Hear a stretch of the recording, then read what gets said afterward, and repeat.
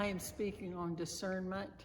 This is Barbara Wilson, a member of St. John's Lutheran Church, born in the area, baptized here, longtime member.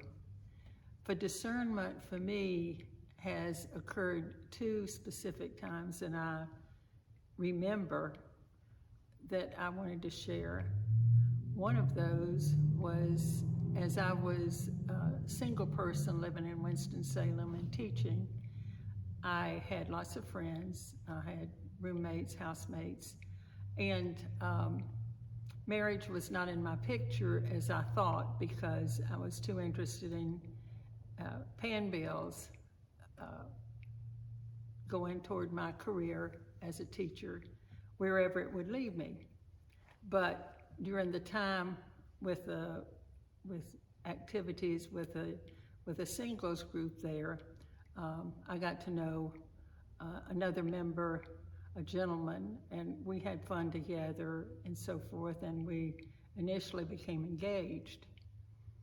When I received that ring, I thought, okay, somebody I've met I could spend my time with. As it turned out, and after the initial joy of engagement and ring and picture in the paper here in Walhalla and all of that, I began to take stock of just what I was doing, and I finally realized that this was not going to be a good fit. So I told him, gave a ring back, and I thought, after some things that he was planning for us to do, and I was not comfortable with that. There was no abuse, there was no other person involved on either side. I just knew that this was not going to be a good fit. So with that, I didn't cry, I didn't get upset or anything. I didn't ask God why not. I just said, God, if there is someone that I should meet in the future, and we're married, that's fine. If not, that's okay too. So I went ahead with my life. Along about 5 or 6 years later, I was a member, at that time also, I was a member of a Lutheran congregation, mission congregation in Winston-Salem, and active, very active. And we were having a pig picking one night, and I met a gentleman who was a friend of one of our members. They were the same age and just a little younger than me. And we had a good time and didn't think anything of it. And I remember distinctly, though, in the next few days, I had been appointed to go to a Lutheran gathering, workshop, conference type thing in Georgia, and I was needing to go drive down and back by myself. And so I said, well, I needed my car to I need to get my oil changed and get the car in good shape. And this gentleman said, I'll do that for you. Happened to be Paul Wilson. And I said, okay. So we made arrangements for him to come to my school and pick up my car, take it, get it serviced and brought back. Well, when he brought it back in the afternoon, I discovered not only did he get the oil changed, which I needed to have done, he checked out everything else, filled it up with gas, had it washed, and it was just sparkling.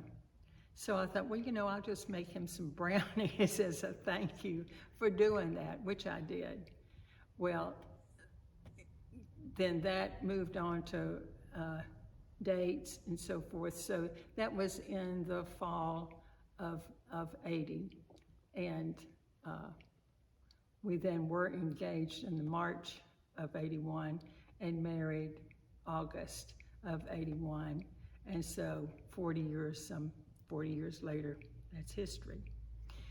The other part of discernment that I remember distinctly was then when we were both had moved here to South Carolina then in 84. I had an appointment with my gynecologist, and this was like in late August, and had some cells checked out, lab work done, and the doctor told me then when I went back in September, he had waited till after Labor Day to let me know that some of those cells were cancerous, and it was uterine cancer. Well, that's all I heard, and he said, well, we can wait and see. I said, no, we're not going to wait and see what happens. So I just remember, I didn't think then, what would I do? But when I went back to the waiting room and Paul was there, I said I had cancer, and I started to tear up, and then I said, no, I know God's got this. And the option sounded real good. I had an excellent doctor.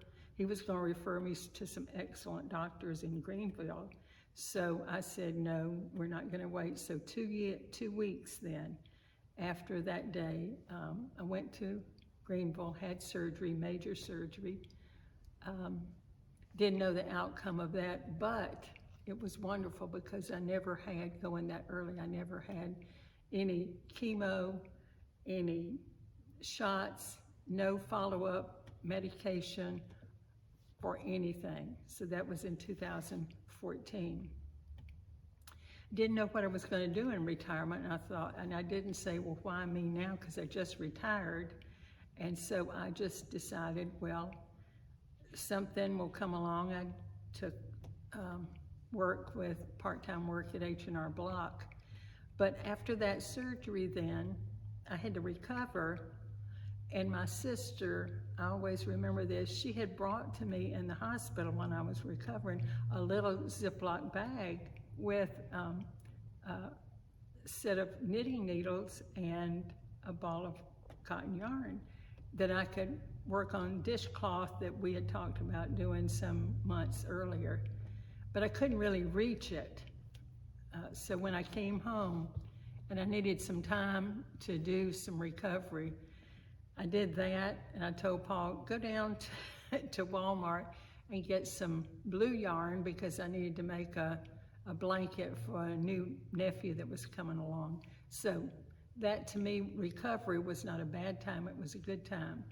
And after that, in the spring of 2015, there were some women in the church who were excellent knitters, some were crocheters, and so I thought, what if we want to have a group to get together? So we did get together, starting with just a small group, 3 or 4 ladies. They were retired too, but then we also met at night for some of the teachers because I knew that they could only come at night. What happened, that has morphed into our knitters and crocheters that we even have today, and it's been wonderful. You couldn't pay me to have a class and teach. These ladies have been just wonderful, and it's been a great ministry for St. John's, but also for their outreach. And I remember right at the first, Carol Anderson, who was still knitting with her arthritic hands, said, now, Barbara, you don't have to make anything. You just keep us going. You just keep us together. And I always remember that from Carol. So that's one of the, I guess, results of discerning what God wanted me to do.